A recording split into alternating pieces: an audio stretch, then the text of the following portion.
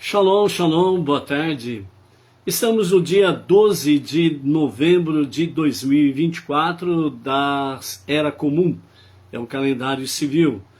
No calendário judaico estamos no dia 11 de Reshivan, 5.785, a contar da criação, é o calendário judaico. Estamos na terça-feira, o terceiro dia da semana, é o terceiro dia para o Shabat. Então, nós estamos aí nos preparando para o sagrado dia do Shabat. Baruch Hashem. Estamos aí numa nova semana e com ela nós temos uma nova paraxá, uma nova porção dos estudos da Torá. De Machado, Alvorada, Rio Grande do Sul, boa tarde, shalom, shalom. A nossa paraxá Vayera, né, que é a paraxá desta semana, nós temos aí nessa paraxá 147 versículos para estudarmos. É a quarta porção do novo ciclo dos estudos de Torá, e nós estamos no primeiro livro dos 5 livros, né, da Torá, para o novo ciclo 5.785. Nessa quarta porção do livro de Gênesis, né, nós vamos aí, então continuar vendo a crônica de Abraham, e com ela, né, o nome da paraxá Vayera, que significa ele apareceu, ou seja, o eterno, né? É a sua primeira palavra que descreve a revelação de Deus para Abraham, depois de sua circuncisão. Esta revelação é seguida pela visita de 3 anjos, 3 malachim, que lhe informam o iminente nascimento de seu filho Yitzhak, e em seguida relata o que Abraham discute com Deus em relação à destruição de Sedom e Amorá, que é Sodoma e Gomorra, que Abraham migra para Filistia, ou Filístia, expulsa Agar e Ismael, depois que nasce Yitzhak, e enfim, Deus o coloca à prova com a ordem de sacrificar o seu filho, né, Yitzhak. Nesta questão aqui vai ser a 10ª prova, o 10º teste de Abraham, né, as provas que realmente Deus colocou Abraham, né, sendo provado, testado sobre o seu amor para com Hashem, né? E a 10ª prova, que vamos ver mais à frente, nós veremos aí realmente que Abraham, ele prova que o amor dele para com Hashem está acima de qualquer questão, ok? É a lição que nós temos aí diante de nós, né? Que o nosso amor para Hashem, ele precisa de fato estar acima de tudo e de todos, né? É por isso que o primeiro mandamento do Aseret Hadibrot, os 10 ditos, e também o primeiro mandamento das 7 leis universais, as 7 leis de Noah, elas estão focadas exatamente nessa questão, né? O amor para com Hashem precisa estar acima de qualquer questão. Na paraxá passada, Lech Lechá, né, nós vimos aí as viagens de Abraham, as disputas, as guerras, né, e a questão da sua própria vida familiar. E nessa paraxá Vayera, a história prossegue, estamos na Odisseia, né, de Abraham, ao conhecermos mais uma parte da vida e da época do primeiro judeu. Porém, a Torá não é um livro de história, nós não podemos esquecer esse detalhe. Ela é uma fonte valiosa de inspiração e ensinamentos para nos conduzir ao encontro do nosso Criador, né?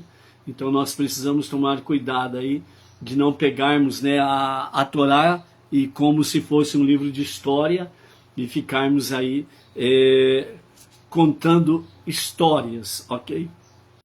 Os fatos são reais, são histórias verídicas, sim, mas a Torá em si, ela é a parte da vida da época do nosso primeiro judeu, Abraham, e é uma fonte valiosa de inspiração e ensinamentos para nos conduzir ao encontro do nosso Criador.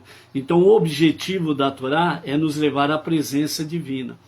E é aí que nós precisamos estar focados, sem sombra de dúvidas, com referência à questão da Torá, né? Não podemos ficar aí como se estamos aí lendo uma questão de uma revista de romance, né? Cada história, né? Cada paraxá, cada história, né? Faz parte da Torá para o nosso ensinamento, para nos conduzir à presença divina. A lição de Vaierá, no que ela difere da porção de Ler Lechá, a distinção básica entre as duas porções é que a Paraxá Vaierá, ela descreve a vida e as realizações de Abraham após a sua circuncisão, né? Então temos aí, vamos dizer, o antes e o depois, o antes da circuncisão e o depois da circuncisão, sem sombra de dúvidas, ok? Nós estamos aí com a Di Machado, a Elizabeth Fernandes, o Mário Sabadini, temos aí o senhor Zarize, né? Se eu não me engano, o Zarize é de Portugal, né? Eu acho que não estou enganado. E temos aí também a Ângela Rodrigues, né? O esposo, o Arlan Tavares, que estão aí conectados conosco também. Baruch Hashem. Então a circuncisão não é unicamente uma mitzvah, uma maneira singular de se conectar com Hashem, mas acima de tudo um pacto que condensa de forma genérica toda a mensagem do judaísmo, né? Então por isso que todo homem judeu ele é circuncidado. Um dos princípios básicos do judaísmo é que a espiritualidade não deve ser relegada às esferas mais abstratas da existência. Ao contrário, os princípios da Torá devem se tornar tangíveis e visíveis na carne e no sangue do homem. No caso específico aí, né, na carne é a circuncisão, né, e no sangue é a questão, né, da circuncisão, ela tem o momento que o sangue é expelido, né, e então fica de fato tangível e visível, né, na carne e no sangue, né. Dentro desse escopo, principalmente, né, nós temos aí a questão da circuncisão do coração, como vimos anteriormente, né? Então, principalmente para os Bnei Noach, ou os não-judeus, a circuncisão do coração, né, ela precisa ser algo real e vivo, certo? Que significa tudo aquilo que nós aprendemos realmente com referência ao nosso passado idólatra, pagão, né? Como diz o profeta, né, que nós recebemos por tradição dos nossos pais dentro do campo da idolatria, do paganismo. Então nós temos que realmente remover toda essa carnalidade através da circuncisão do coração, ok? E quando fala sobre a questão do sangue em si, né, está falando exatamente que o sangue em si significa que nós precisamos ferver de amor para com Hashem. Então o nosso sangue significa que correm pelas nossas veias, precisa se acelerar, ferver, né? Ficarmos realmente a 1000 por hora, por assim dizer, né? De amor para com Hashem. Então o nosso sangue precisa ferver realmente de paixão, de amor por Hashem, né? Então é dentro desse escopo aí. Segundo o pensamento racídico, ele rejeita a ideia do abandono da fisicalidade em nossa busca pela espiritualidade. Ao contrário, nossa meta é tornar o mundo físico receptível e sensível ao divino. E isso ocorre de modo vívido e efetivo no pacto da circuncisão, onde a espiritualidade associada a uma mitzvah se torna permanentemente marcada na carne do homem, né? Então aqui, segundo o pensamento racídico, para buscarmos a espiritualidade, nós não podemos abandonar a fisicalidade, né? Ou a fisicidade da nossa vida do cotidiano, que é a nossa vida secular. A nossa vida secular, a nossa fisicalidade, né? Ela precisa ser elevada para encontrar o divino e ter um equilíbrio. Então nós não podemos abandonar a nossa vida secular e virar um ermitão. Eu vou para o deserto, vou só ficar lá, né? E buscando o espiritual. Não, negativo. Quando realmente o Eterno nos chama para sermos seu sócio, em transformar o mundo para ser, de fato, né, transformar o mundo para ser, de fato, a moradia de Hashem, é nesse sentido. É nós trazermos harmonia entre o mundo físico e o mundo espiritual, né? Então, é por isso que as mitzvot, né, os preceitos, os mandamentos de Hashem, purifica a nossa vida secular para que nós possamos ter essa fusão, né, o divino e a fisicalidade. Então, tudo aquilo que nós fazemos dentro da nossa vida secular, nós precisamos fazer baseado nos mandamentos. E fazer com que tudo aquilo que realizamos seja de fato um bom cheiro, um bom perfume para Hashem, né? Elevação da nossa vida secular em todos os aspectos. Sempre voltados para o divino, aquilo que nós realizamos aí. Ok? É por isso que a Parashá Vayera, Deus apareceu para ele, né, para Avraham. Porque tudo que nós lemos, né, descreve uma era nova na vida de Avraham, na qual seu corpo físico se tornou um receptáculo para a divindade através do pacto da circuncisão, a Brit Milá. A lição para nós é, como descendentes de Avraham, a presença de Deus é muito evidente em nossas vidas. Por essa razão é que até mesmo as crianças se sentem naturalmente atraídas, por exemplo, né, a beijar uma mezuzá, a fazer uma bênção, ou seja, a educação infantil é importante para que ela vá trilhando, né, o caminho do monoteísmo com fundamento judaico e orientação rabínica. Assim, ao lermos na Torá como Deus apareceu para Avraham, devemos nos conscientizar de que Deus também aparece para nós. A única diferença real é que a Avraham foi dada a capacidade de ver isso com os seus olhos. Mas, como descendentes de Avraham, não deveríamos nos satisfazer com a presença invisível de Deus. Nós deveríamos clamar e perguntar: por que Deus mostrou-se a Avraham e não se mostra para nós, né? Então, essa é a busca que precisa ser. E lembrando que Avraham, ele de fato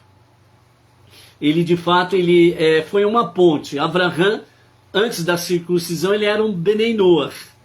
Depois da circuncisão, ele tornou-se um judeu, literalmente falando. E aí que nasce realmente a nação judaica, vai nascendo a partir daí, né? De Avraham vindo, nosso pai Abraão. Então, dentro desse aspecto, a mudança do nome de Avram para Avraham, né, pai das multidões, pai das nações, é exatamente isso. Avraham Benei Noach é a ponte para Avraham Yehudi, o judeu, ou o hebreu, como queira, certo? Para que nós sejamos filhos de Abraão. Simplesmente isso. Entendeu? Para que nós possamos realmente dizer Avraham vindo. Essa é a realidade. Ele foi um Benei Noach e depois tornou-se um judeu, né? Então essa é a ponte, por isso nós somos chamados através do profeta, né, para andarmos ombro a ombro com o povo judeu, em fazer deste mundo a moradia de Hashem.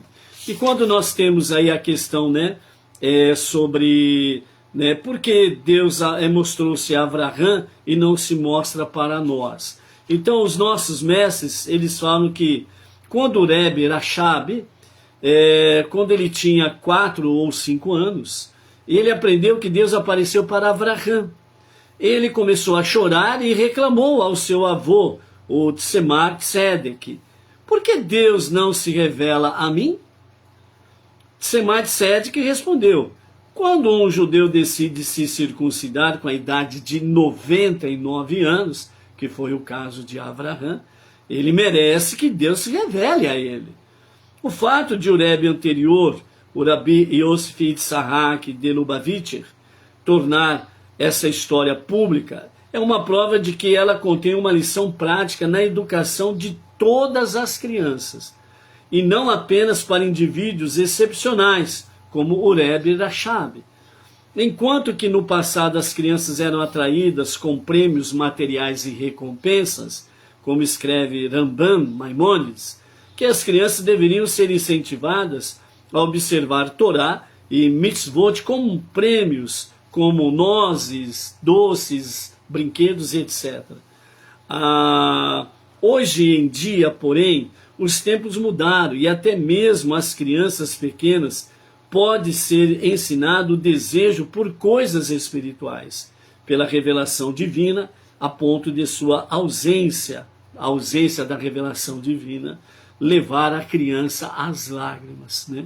Então, por isso, novamente, nós temos uma palavra aí com referência, né, à questão da educação familiar, a educação infantil, o quanto que é importante realmente os pais e os avós estarem focados na educação das crianças, ok?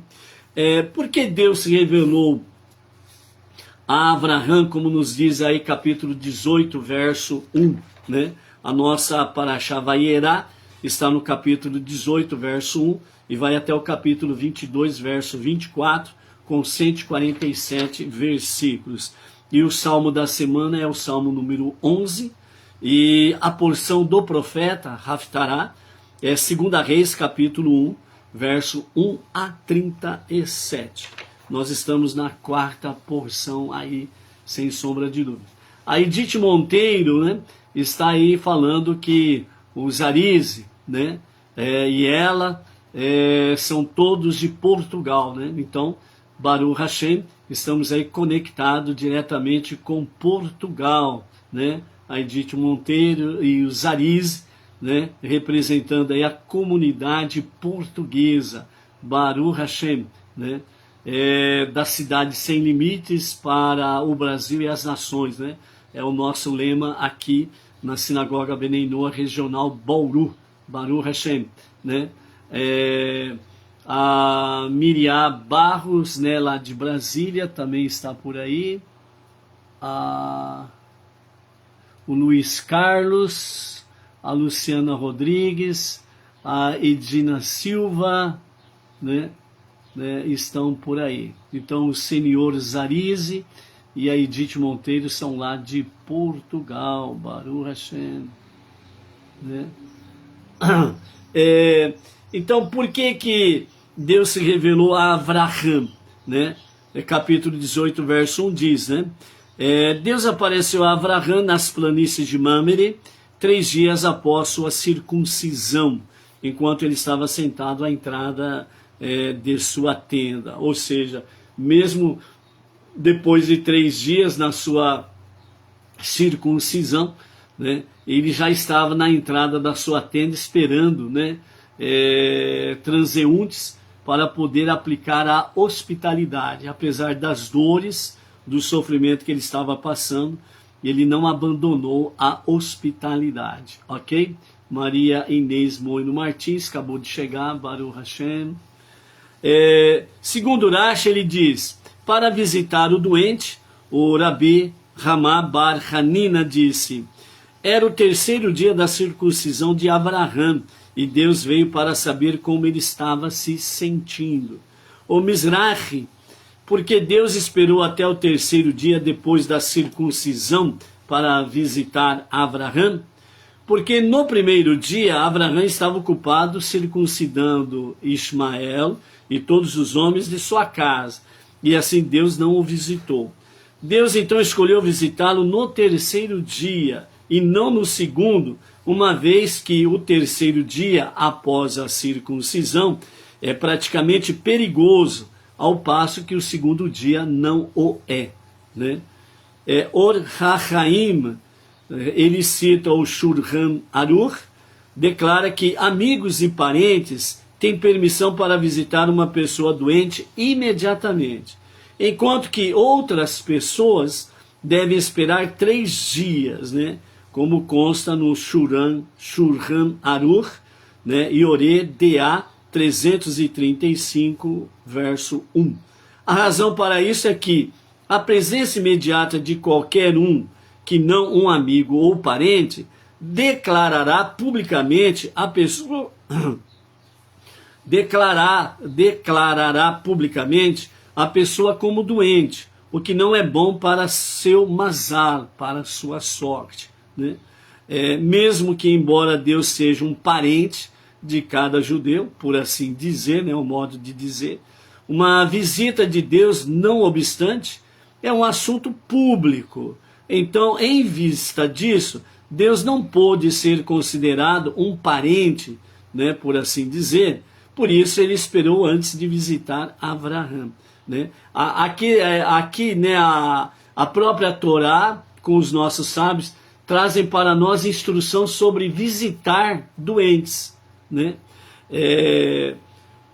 A orientação, né, do Shulchan Aruch é exatamente que parentes próximos, né, e amigos próximos podem visitar imediatamente o paciente, né, enquanto que as demais pessoas elas precisam esperar aí do terceiro dia para frente. Por que isso? Primeiro, os parentes próximos e os amigos próximos vão servir de consolo, ânimo e força para que a pessoa doente ela possa se animar, né, ficar mais assim esperançosa pela sua cura, né, pela bênção da cura, né, então ela fica com mais ânimo, então ela cria forças, boas energias, certo? E aí quando vem a partir do terceiro dia outras pessoas, né, amigos mais distantes, pessoas conhecidas, né, às vezes vizinho não é amigo, é apenas vizinho, etc e tal, né, aí vai visitar. Aí o paciente ele já está mais fortalecido, ok? Está mais fortalecido. Então é nesse sentido que fala sobre a questão da visitação, né? E aquele detalhe, os parentes próximos e os amigos próximos, eles vão ali para visitar o paciente, para levar a ele uma palavra de salmo, uma palavra de boa sorte, uma palavra de bênção, uma palavra de oração, etc. e tal, né? E muitas vezes, né, as pessoas que são mais distantes do doente, né, chegam ali e começam com um monte de fofoca, né? Começa com palavras negativas, por exemplo, né? Olha para o paciente e diz: nossa, como que você está amarelo, você está branco, você está transparente, nossa, você está com uma aparência de defunto. Imagine isso, né? E por aí afora vai, né? Aí começa a fazer fofoca da vida dos outros, etc, etc, etc, etc. Então, por isso que não é recomendado às pessoas mais distantes a não fazer a visita do primeiro e do segundo dia, ok? Então já ensina sobre isso daí. Então a mitzvah de visitar o doente se aplica a todas as pessoas, né? E não somente aos que estão em grave perigo, né? Então visitar um doente é uma mitzvah, né? Mas aquele negócio, a gente sempre recomenda às famílias, né? Quando tem uma pessoa doente, então a gente sempre recomenda assim, ó, observe os visitantes, seja quem for, não importa, por mais próximo que seja a pessoa. Mas se começarem a fazer fofoca, falar mal dos outros, começar a falar do paciente que está amarelo, transparente, está com uma aparência de doente, etc, etc, etc, simplesmente interfere o membro da família do doente, interfere e pede licença para a pessoa ir embora. Não tenha boa educação. Você tem que preservar o seu paciente, você tem que preservar o seu doente. E seja quem for, chegou na sua casa para visitar o seu doente e começa com conversa fiada, não deixe continuar. Interfira e peça para a pessoa, por gentileza, me acompanhe aqui. Leva lá para, se está no quarto, leva lá para a sala e chega para a pessoa assim, por gentileza, aporte a serventia da casa. Nós não estamos precisando de fofoqueiros aqui para visitar o meu doente. Passar bem, até logo. E pronto, acabou. Não dá nem segunda oportunidade. Não dê segunda oportunidade. Preserve o seu paciente. Preserve o seu doente. Porque ele é da sua estima. Entendeu? Então, boa educação com quem é educado. O rigor de preservar o meio ambiente de paz da família tem que ser feito com aquele que falta com a educação. Você entendeu, não é verdade? Então é isso daí. Ramban Narmanides, ele diz assim: Deus se revelou a Abraham para curá-lo. A revelação divina foi uma cura para a doença causada por sua circuncisão, como consta no versículo de Provérbios, capítulo 16, 15, que diz: à luz do semblante do rei existe vida. Né? Por isso que lá na frente nós vamos ver quando Jacob fica doente, né? A presença divina está na cabeceira da sua cama. Né? Está na cabeceira da sua cama. Né? A presença divina acompanha o paciente, o doente, entendeu? E esse também é um dos motivos por que você precisa mandar o fofoqueiro, a pessoa negativa, para sair fora da sua casa. A presença divina está ali, entendeu? Então, mais um alerta aí dentro desse sentido aí. A Kabbalah, ela diz o seguinte, fala de 50 portões de compreensão espiritual. Nós já vimos nas parashiot anteriores. 49 dos quais podem ser alcançados por uma pessoa como resultado da sua própria iniciativa, né, na sua busca diária. O 50º portão, que é o portão final, né, ou o portal final, então concedido por Hashem. É Deus que concede o 50º portão. Ao se circuncidar, Abraham, ele alcançou o maior grau de perfeição espiritual que ele possivelmente poderia atingir como ser humano, o 49º portal. E adoeceu de anseio pelo 50º portal. Isso está aludido ao fato de que o termo hebraico para a pessoa doente, no hebraico é rolei, né? Rolê, melhor dizendo, rolê, né? Que é escrito com ret, vav, lamed e rei, rolê. Tem um valor numérico, né, na gemátrica da Kabbalah de 49. O seu valor numérico é 49. Então Deus apareceu para ele revelando o 50º portal. Ai. Corre aqui, fofo, fazendo favor. Um pequeno acidente. Caiu o celular? Caiu o celular. Pega para mim, por favor. Não sei o que aconteceu. Não vira, senão que está no ar. Vê se não quebrou alguma coisa. Não. Um pequeno acidente aqui, amados. O celular caiu do pedestal. Caiu do pedestal aqui. Um acidente aqui, né? A gente sempre fala, né? Ao vivo e a cores, tudo acontece, né? Vamos ver se não cai de novo aí, misericórdia. Esse é o celular novo, hein, gente? que o pessoal aí fez uma tzedakah para... Aí ele está escorregando. A capinha dele está escorregando, é uma capa lisa. Vou tirar a capa, né? Os amados aí, perdoe. Vou tirar a capa e colocar sem a capa para ver se ele não escorrega. Tá ao ar e ao vivo e a cores, né, Edna? Ao vivo e a cores acontece de tudo. Pronto, agora está sem a capinha. Está seguro. Vamos ver agora aqui.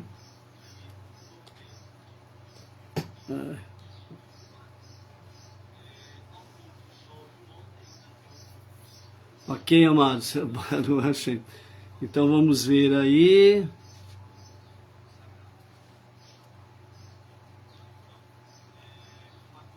Parece que ficou firme aí, vamos ver, né? Meu Deus. Então, segundo a Kabbalah, né, a palavra para a pessoa doente é rolê, e tem um valor numérico 49, né? Esse valor numérico corresponde exatamente aos 49 portões da sabedoria, né? Parece que ele está escorregando aqui, ó. Não, ele está escorregando para frente. Por quê? Não, Edna, papel não resolve. Ai, meu Deus do céu. A Edna quer colocar um papel. Meu Deus. Vamos ver aqui agora. Um papel higiênico. Não, Edna. Enrolar assim. Enrolar no negocinho. Amém. Vamos continuar aí. Então, rolê é a expressão para a pessoa doente e tem um valor numérico 49. Então, Deus aparece para Abraham, né? A de Machado está falando, põe um pano. Vamos fazer um teste posterior, vamos tentar ver se sobrevive aqui nessa nova adaptação que fizemos aqui. Então Deus aparece para Abraham, né, revelando o 50º portal, né, e dessa forma então Abraham ele obtém o 50º portal. E como a doença física de Abraham era um reflexo do seu descontentamento espiritual, a revelação divina curou fisicamente também. Então a presença divina curou Abraham da Brit Milá e também, né, curou do seu descontentamento espiritual por não ter alcançado o 50º portal, ok? Então é isso daí.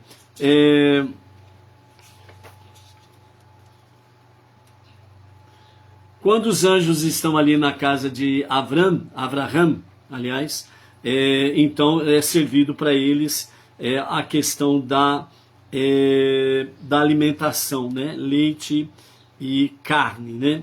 Então a Torá declara que os anjos comeram a comida que Abraham lhes serviu, né?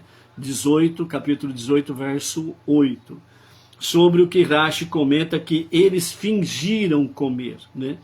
Assim, Abraham não realizou uma mitzvah ao alimentar seus visitantes, pois eles eram anjos que não precisavam comer. Neste caso, Abraham interrompeu sua audiência com a presença divina desnecessariamente. E como podemos aprender que o princípio de que receber hóspede é mais importante do que receber a presença divina, segundo Shabbat 127a, a partir de um incidente em que não havia hóspedes reais presentes, como resolver essa questão em si, né? De um modo geral, com relação aos atos de bondade, o foco principal está nos resultados da mitzvah, ou seja, nos benefícios dados aos visitantes, né? Aquilo que foi ofertado a eles, né? foi exatamente a hospitalidade, né? Serem bem recebidos, e também a comida e a bebida que foi cedida para eles. Então, isso é válido como cumprir a mitzvah da bondade, ok? E da hospitalidade. O aspecto singular da mitzvah de receber hóspedes é que o foco primordial não está sobre os benefícios recebidos pelos visitantes, mas sim sobre boa vontade demonstrada pelo anfitrião. Sob este ângulo, Abraham, de fato, cumpriu a mitzvah de receber hóspedes de maneira exemplar. Nós vamos antecipar uma reflexão sobre a questão da mulher de Ló, que foi transformado num pilar de sal, né? Quando Lot recebe o anjo na sua casa, ele pratica de fato a hospitalidade, porque ele aprendeu com o seu tio Abraham a questão da hospitalidade. Então, Lot, ele fez a recepção, né, a hospitalidade. E durante o momento que eles estavam ali à mesa para a alimentação, né, Lot, ele pede à sua mulher para passar o sal, para dar aos visitantes, para poder temperar a sua alimentação. E a mulher de Ló recusa passar o sal. E quando eles são tirados, né, de Sodoma e Gomorra, a mulher de Ló olha para trás para ver a destruição de Sodoma, e ela se transforma num pilar de sal, né, justamente porque ela recusou a hospitalidade de entregar o sal para os visitantes, entendeu? Então nós temos essa questão. E Abraham aqui, ele é exatamente o oposto. Então a hospitalidade de Abraão, né, ela é uma hospitalidade realmente sobre boa vontade, sobre atos de bondade, fazer realmente como anfitrião, receber as pessoas com o melhor amor possível, da melhor forma possível. Então, para os hóspedes, o que você tiver de melhor é para você oferecer, né? Não é para fazer igual a mulher de Ló, que esconde o sal, né? Ou como pessoas semelhantes à mulher de Ló, né? Que, chegou visita, então corre lá, esconde aquele doce, esconde aquele salgado, esconde aquele não sei o que, esconde não sei o que lá, né? E aí depois oferece aos visitantes, né? Não coisas de boa qualidade, né? Coisas de má qualidade. Então não, isso daí não é hospitalidade, e realmente o Eterno não se agrada disso. Os 3 anjos que estiveram ali com Abraham, né? Cada um tinha uma missão, e segundo os nossos comentaristas, né, fala, um era para trazer a notícia do nascimento de Isaac, a Sará, outro para destruir Sodoma, e outro para curar Abraham, já que um anjo não desempenha 2 missões, né?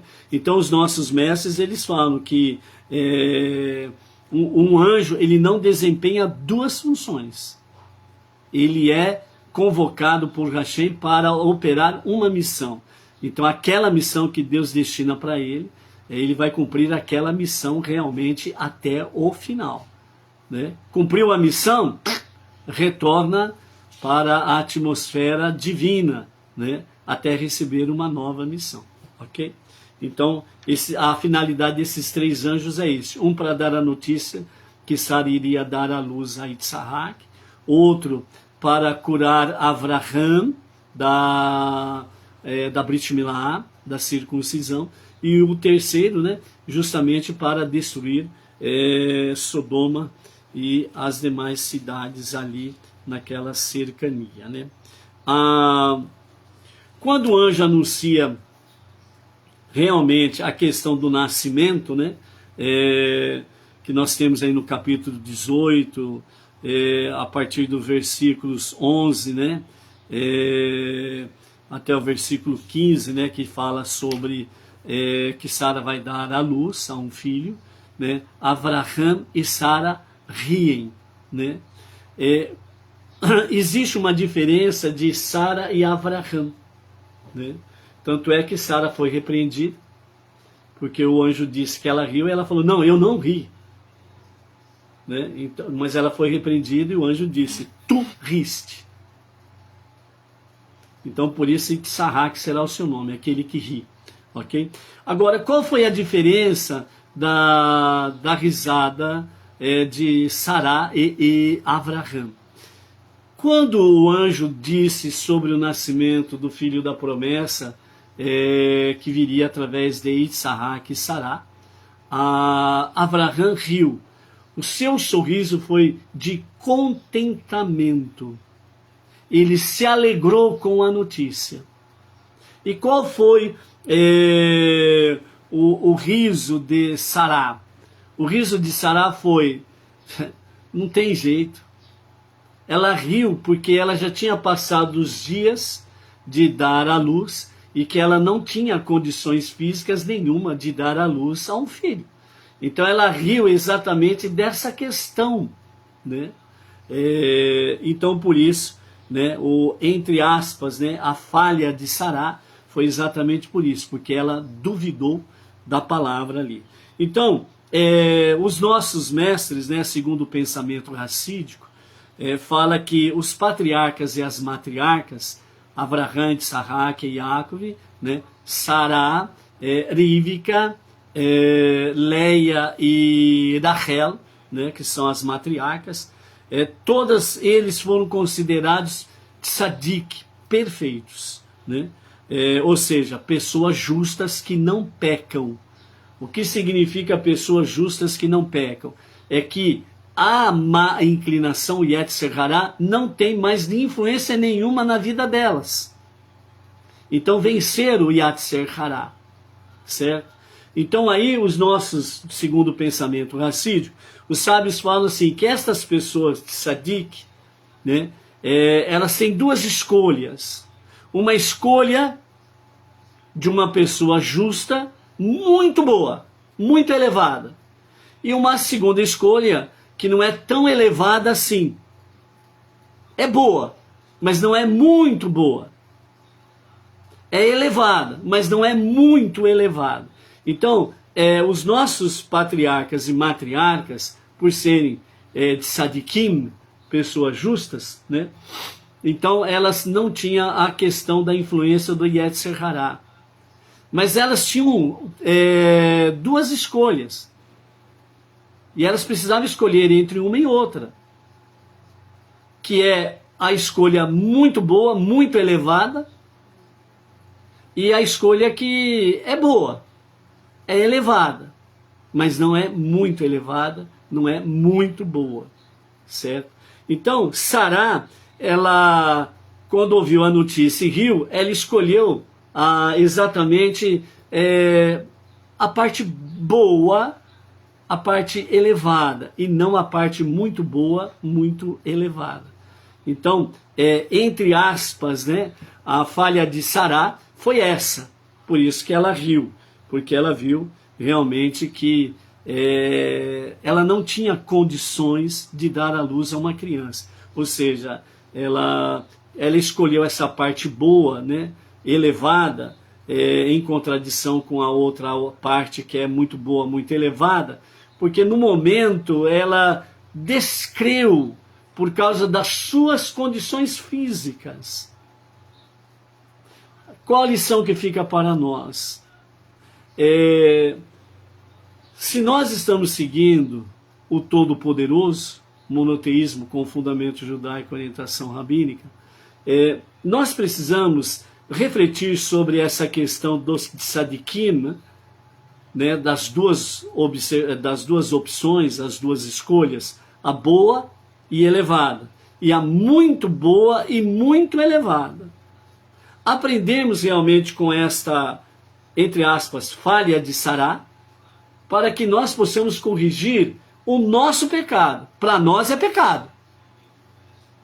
Nós temos descrença ou nós realmente duvidarmos que realmente Deus vai fazer isso ou aquilo. Para nós é pecado. Para eles foram falhas.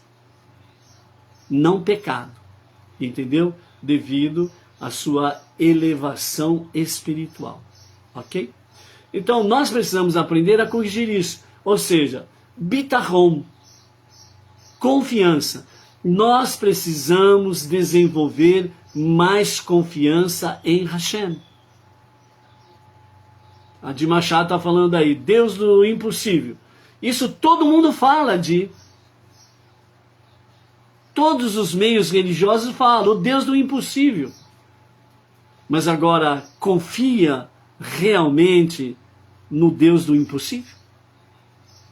Na hora que dá uma dor de barriga, pronto. Acaba a pessoa. Amanhece com uma dor na ponta do dedão do pé, pronto. Vai me dar um infarto, vai me dar um AVC, vai não sei o que, não sei o que lá, né? Dá uma dor no estômago, pronto, eu estou com câncer do intestino. Então, são exatamente ações que mostram que nós não temos bitachon.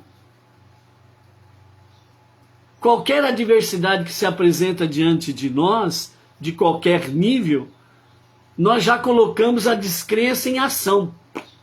Ah, vai acabar o mundo, vou morrer, vou para a morada dos pés juntos, vou para a morada do silêncio, e pronto, já vai desanima completamente. Então, se nós pronunciamos esta expressão, né, o Deus do impossível, ou o eterno do impossível, nós precisamos realmente colocar em prática o nosso bitachon. Então é a confiança que nós precisamos desenvolver no nosso dia a dia. Por isso, como que nós podemos desenvolver esse bitachon, confiança? É exatamente lutando contra a nossa má inclinação, o nosso Yetzer Hará. O nosso Yetzer Hará quer que a gente vai, ó, abismo abaixo. Ele quer que a nossa fé e a nossa confiança em Hashem não suba, mas pelo contrário, que desça. E quanto mais descer, melhor para o Yetzer Hará, para a má inclinação. É desespero. E por aí afora vai. Então, né, a melhor forma de nós lutarmos contra a nossa descrença é desenvolver o nosso bitachon sem sombra de dúvidas, ok? Então o exemplo de Sará na sua descrença, né, que foi uma falha dela, não um pecado. Para nós é um pecado e isso é problema para nós, né, porque nós não estamos numa elevação como de Tzadik, tão semelhante à de Sara, né, as matriarcas e os patriarcas. Então nós precisamos ainda lutar um bom tempo com as nossas más inclinações, ok? Depois nós temos a questão aí que chama muita atenção na nossa paraxá inicial, sobre a questão de Sedom e Amorá, que é conhecida popularmente como Sodoma e Gomorra, ok? Nós temos aí na realidade, naquelas planícies, né, tinha 5 cidades. Era Sedom, Amorá, Admá, Tsevoim e Tsoar. Eram 5 cidades. 5 cidades pecaminosas. Certo? Quando Abraham luta com os 4 reis para resgatar Lot, a pergunta Abraham, ele colocou em perigo a sua vida e dos seus que foram com ele, algumas dezenas, né, de guerreiros, contra 4 reis e 4 exércitos para resgatar Lot. E ele venceu, resgata Lot e os habitantes de Sodoma e Gomorra, que foram as cidades dominadas pelos 4 reis, ok? E também Admá, Tsevoim e Tsoar, onde tinham os 5 reis, e os 4 reis venceram os 5 reis. Quando Abraham resgata Lot, qual é a decisão de Lot? Lot, ele analisou que o seu tio colocou em perigo a sua vida e dos seus homens para resgatá-lo, e ele voltou para junto do seu tio? Não! Lot continuava sendo dominado pelo Yetzer Hará. Lot continuava amando as planícies de Sodoma e Gomorra. Lot em si, ele não praticava as abominações que Sodoma e Gomorra praticava, mas ele gostava de lá. Ele gostava de estar naquele meio pecaminoso, né, libertino e companhia limitada. Ele gostava dali. Tanto é que ele foi chamado pelos habitantes de Sodoma, de Sedom, de irmão. Entendeu? Então estava ali. Né? Tem aquele ditado, né? Água mole em pedra dura, tanto bate até que fura. Ia chegar um momento em que Lot e a sua família não iam mais aguentar e ia se entregar aos desvarios ali de Sodoma tranquilamente. Ok? Então ele volta para Sodoma. E aí vem realmente a questão que um dos anjos que está responsável pela destruição de Sodoma, né, depois que Avraham é curado, e ele vai em direção de Sodoma, e Avraham ele entra num diálogo ali com o anjo que ficou por ali, né, e conversando com o anjo, e Deus respondia através do anjo, ok? Então, no capítulo 18, verso 20, diz, né, o clamor contra Sedom e Amorá, né, é muito grande. É muito grande. Infelizmente, no meio religioso que tem por aí afora, né, fala que Sodoma e Gomorra foram destruídas por causa do homossexualismo. E é uma mentira que não tem tamanho. O motivo principal não foi a questão da homossexualidade, que era livre e libertina nas 5 cidades. E Sodoma e Gomorra são mais citadas porque elas eram as 2 maiores cidades das 5 e, portanto, eram mais pecaminosas do que as outras 3. Quanto maior é a cidade, maior é a pecaminosidade da nação, da cidade. É por isso que é chamada as grandes metrópoles. É só você ver o índice de criminalidade de cidades pequenas e de grandes centros, grandes cidades, metrópoles e companhia limitada.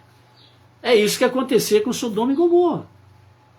Só que Sodoma e Gomorra não foram destruídos por causa do homossexualismo, que infelizmente muitos setores religiosos por aí afora fica batendo nessa tecla e omite a principal causa da destruição de Sodoma e Gomorra.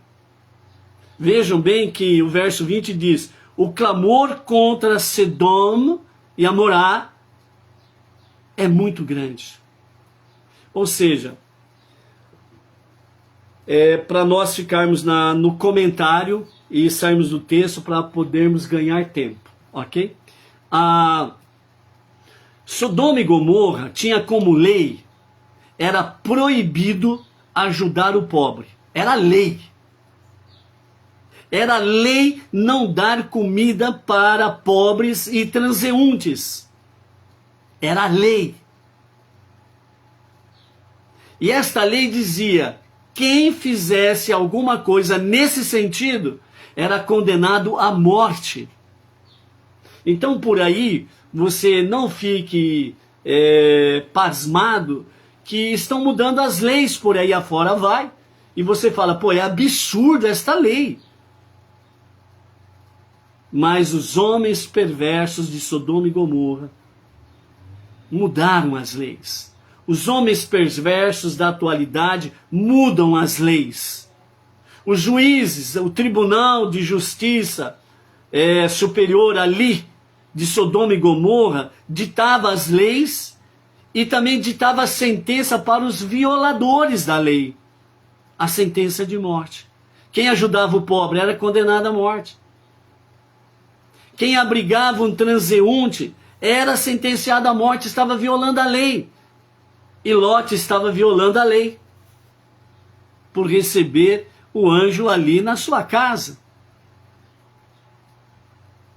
E o texto fala que desde o mais jovem até o mais velho cercaram a casa de Ló e queria simplesmente que ele entregasse o visitante para que eles pudessem provocar contra eles todo tipo de Hamas. Lembrando que Hamas é uma expressão da Torá que está concernente a todos os atos de violência, roubo e sexo depravado. A imoralidade. Na Torá você vai encontrar Hamas, é isso. E o Hamas da atualidade, o grupo terrorista e aqueles que apoiam o grupo terrorista, eles vão na mesma linha. Veja quem apoia o grupo Hamas, o grupo terrorista.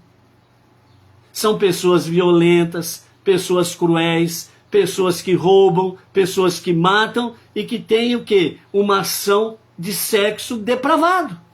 Observe. Você vai ver, é Hamas. E os cidadãos de Sodoma e Gomorra eram Hamas, eram praticantes de Hamas. Todos esses tipos de violência. Mas o fator principal era este. A violência contra o próximo. O roubo contra o próximo prevalecia o mais forte. Quando alguém ajudava alguém, ele era espancado até a morte. Ou quando levado à justiça, ele era condenado à morte. E aqui, nesse caso específico, o texto fala que, e os comentários dos nossos mestres falam, que esse clamor que chegou, né, que é grande, que chegou até a presença divina, foi exatamente de uma moça que ajudou um transeunte que estava com muita fome e ela deu de comer a ele. E aí ela foi pega em flagrante, foi levada ao Tribunal de Justiça, foi condenada à morte e ela foi levada exatamente no meio de uma plantação onde havia inúmeras colmeias e tiraram toda a roupa dela, jogaram mel sobre ela e as abelhas foram atiçadas para ir em cima dela. E ela morreu picada pelas milhares de picadas de abelha. E antes dela morrer, ela clamou a Deus por justiça. Porque ela fez um ato bom. Você já observou alguma coisa semelhante nos dias atuais, nos últimos anos? Fazer o que é justo, o que é honesto, o que é bom, a justiça condena? Há 17 anos, por exemplo, entendeu? Persegue pessoas. Já percebeu isso? São semelhantes às leis de Sodoma e Gomorra. Entendeu? Então é isso daí. Então por isso o clamor chegou até a presença divina. Esse era o pecado de Sedom. Eles não estenderam a mão ao pobre e ao necessitado, segundo está escrito em Ezequiel capítulo 16, verso 49. Em contraste com Abraão, que instrui seus filhos e sua casa depois dele, agindo com caridade e justiça, né? Como nos fala aqui 18, 19, agindo com caridade e justiça. Os filhos de Abraão assim o fazem, ok? Então, esta era a questão de Sodoma e Gomorra, ok? Com a graça de Hashem, né, nós vamos aí comentar na nosso próximo shiur, né, a respeito da primeira matriarca. Nós estaremos falando mais precisamente com referência a Sará, né, que popularmente ficou conhecido como Sara, mas dentro da Torá é Sará, né, porque tem o rei no final do seu nome, Sará, certo? Então aí nós vamos falar um pouco mais sobre Sará, que é a primeira matriarca e as lições que ficam da vida dela para todas as mulheres judias e não judias, ok? Então com a graça de Hashem, né, até o próximo shiur. Shalom, shalom, até lá.